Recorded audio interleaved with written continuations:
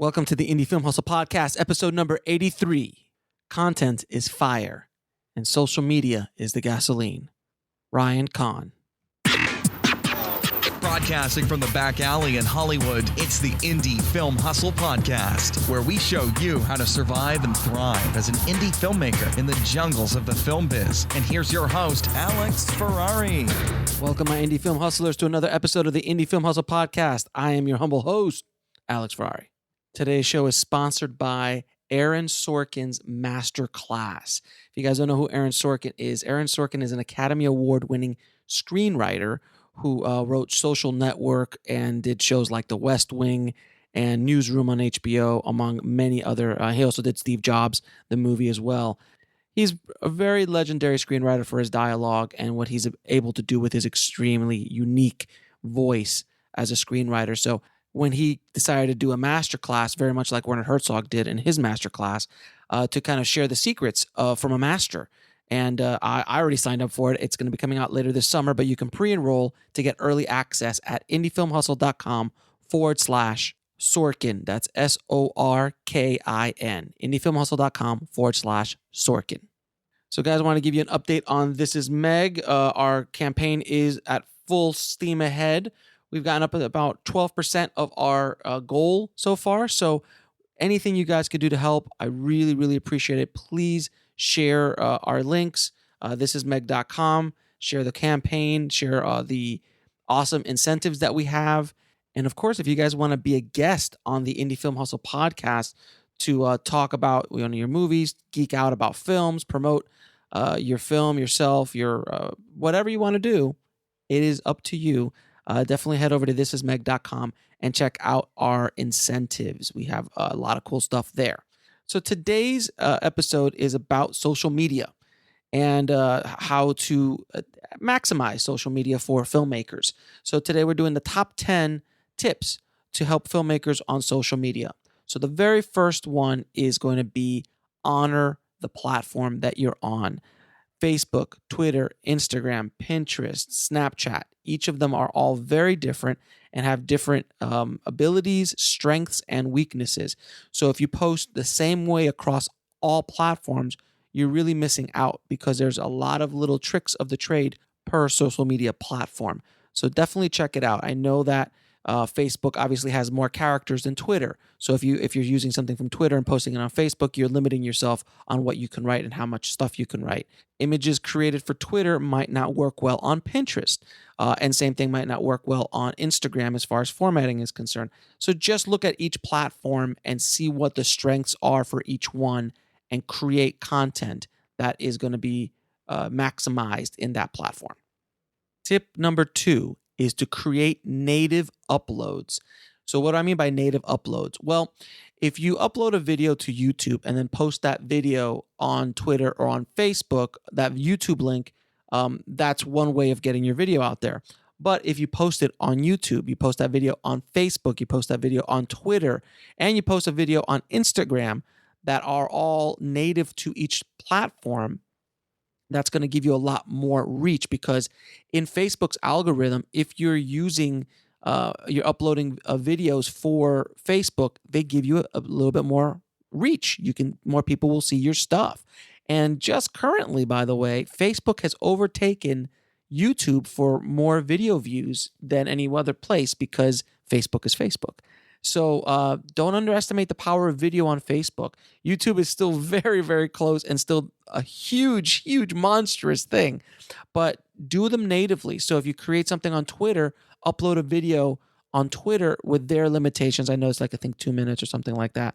But you can upload natively to them and you'll get more bang for your post, if you will. Tip number 3. Make sure you're posting behind the scenes action, behind the scenes stuff.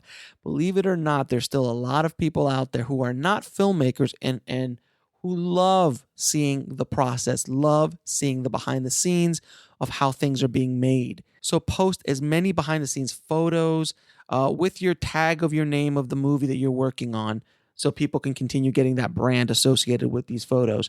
But photos, videos, behind the scenes videos, interviews, anything that you can do to create more of that window, pulling back the curtain on the filmmaking process. People really, really love that. So definitely keep that in mind. Tip number 4, make sure you have a lot of different kinds of content. I mean, a lot of people will just continuously post, pictures and pictures and pictures, or videos and videos and videos, or memes, or whatever those things are. Just create a variety of different things that you're posting up. Keep it interesting, keep it fresh. Update, different updates by on different kind of situations. So an iPhone video, memes, funny memes sometimes works, depending on your movie. Different types of posts. Just always keep it fresh and don't stick to one kind of content. Keep it always ever changing so people are excited to see your posts. Tip number 5, don't underestimate the power of the email.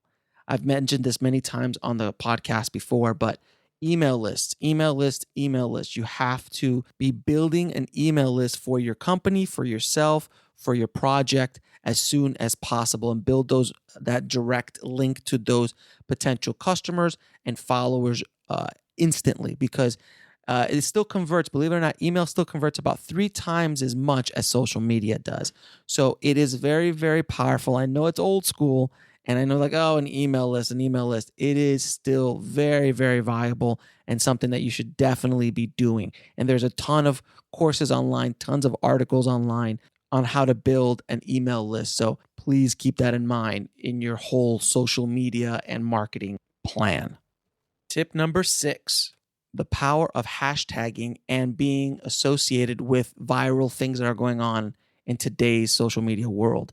So if something goes viral, like the Chewbacca mom, let's say, for example, if you have a project that you can kind of connect to that Chewbacca mom, which you could easily Chewbacca mom made us laugh like this character in the movie, or something along those lines. I'm just coming off the top of my head here, but something that you can connect to something that's going viral, and you hashtag it Chewbacca mom, you'll get thrown into the conversation and you will get people that might be interested in what you're trying to do. So it's just another way of getting the message out of what you're doing. So keep that in mind. Tip number 7, communicate with your fans. I mean, seriously, as simple as that. This is called social media for a reason. So when someone tweets you back, or someone messages you, or or comments on something you've posted, comment back, interact with them, and that will hopefully start building up a relationship with those people. And also other people will see that you're not just this robot outputting stuff all the time. You're actually interacting with people and trying to build relationships with these people. As small as those relationships might be, by just tweeting people back. But believe it or not, it's a big deal, especially if someone's interested in what you're doing. So definitely communicate with your fans. Tip number 8, pick a handle and stick to it. So whatever your handle is going to be, make sure that handle is something you can use on all your platforms. So with our movie, This Is Meg, we decided to use This Is Meg Film across all of our platforms, because This Is Meg was taken by someone named Meg, obviously. But This Is Meg Film is open. So we took This Is Meg and put it on all our social media tags. So at Facebook, at Twitter, all the different platforms we're on social media, we use This Is Meg Film. And then the website, we would have used This Is Meg Film, but thisismeg.com was available. So we decided to use This Is Meg on our website. But on your social media, try to use the same handle for everything. All right. Tip number 9, make sure to use words when posting images. Quotes and things on top of images are extremely, extremely powerful in the world of social media, especially with inspirational quotes and things like that. So you can kind of tap into that with your movie. Whatever that quote might be. So if it's behind the scenes, it might be an inspirational quote about filmmaking and you doing something behind the scenes, as well as with your movie character saying a line from the movie and putting it out there. So those kind of viral elements would really help you out. So definitely use words when posting out images on your movie, production company, or yourself. Tip number 10. Don't assume that everybody is going to come to your website. It is not the case. Use social media to push out elements from your site. So if you write an article about your DP and what they're doing on your movie, use that as content and push it out through your social media outlets. That drives them back, hopefully, to your website, where there, if you've designed your website properly, you can take advantage of that audience and those eyeballs to do what you want them to do, whether that be sign up to your email list, sell them a copy of your movie, any of that kind of stuff. But once they're in your world, in your ecosystem, which is your website, that is key, because the website is basically the hub for everything else you're doing as far as your movie, your production company, or yourself. That is your hub. That is where everything should be coming back towards. That's what you would want people to come to. Because again, when you're building up all these social media accounts, that's wonderful and that's great. But at the end of the day, it's in somebody else's playground. That's in someone else's sandbox. So Facebook can change, like they did, their algorithm. And all of a sudden, when you had 1 million followers on Facebook, now 5% of them will get a post of you, unless you pay Facebook to show them to those followers that you've worked so hard to get.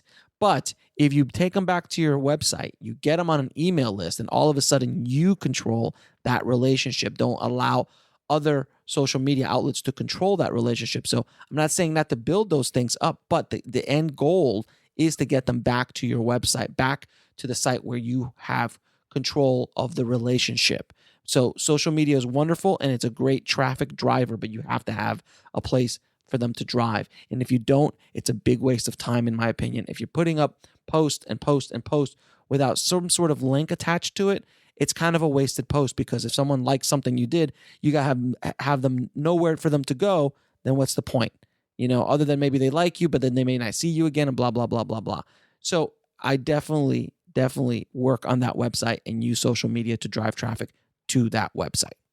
And tip number 11, you're a filmmaker. Be creative, for God's sakes. I can't believe how many times I've seen filmmakers be so uncreative with their marketing, uncreative with their social media comments and tags and posts and things. It's just remarkable. You're filmmakers. You're supposed to be creative. You're artists. Be creative in your posts. Have fun with it. Do stuff that's funny. Do stuff that's controversial. Do stuff that intrigues and entices people to look at who you are, because there's a lot of noise out there, guys. So be creative. That's why a movie like Kung Fury, for God's sakes, which was extremely creative, cut through that noise like a hot knife through butter.